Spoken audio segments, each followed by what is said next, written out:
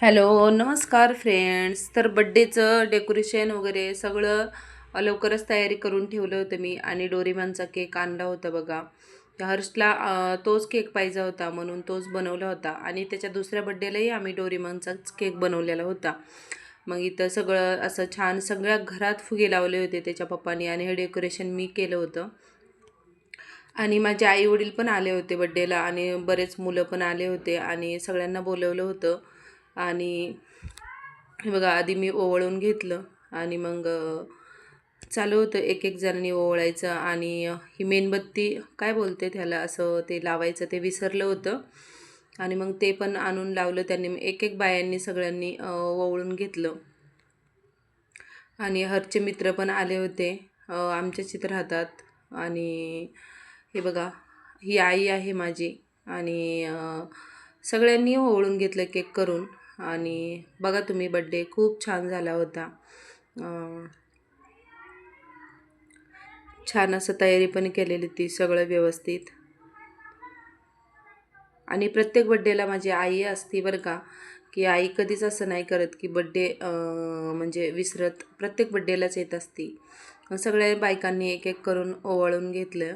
तर तुम्ही video continue बघा आणि व्हिडिओ कसा वाटला, बर्थडे कसा झाला मला नक्की कमेंट करून सांगा. आणि जेवणामध्ये असंच चाललं होती काय बनवावा काय बनवावं म्हणून. मग नंतर मिस्टरांनीच ठरवलं की चिकनच बनवूयात म्हणून.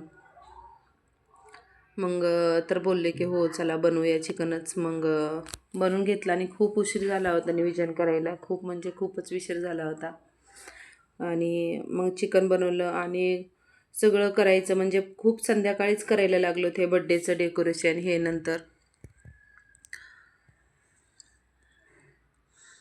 बघा आणि मग चिकू पण बोलला की मला पण आजी ओवाळून घे. मग आजींनी त्याला पण ओवाळून घेतलं. बर्थडे हर्षूचा आहे आणि तो बनला मला पण त्याच्यासारखंच करून घे.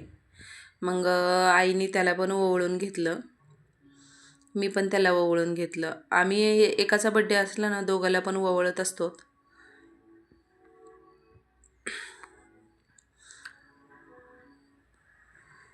बघा व्हिडिओ कंटिन्यू करा. व्हिडिओ आवडला असेल तर लाईक शेअर सबस्क्राईब नक्की करा.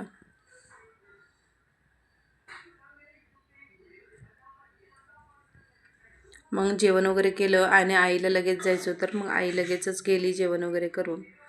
चला भेटूया पुढच्या व्हिडिओमध्ये. Bye bye. खूप सारा राडा झाला होता घरात, मग तो राडाही मला नीट करायचा होता आणि जेवणही बाकी होते.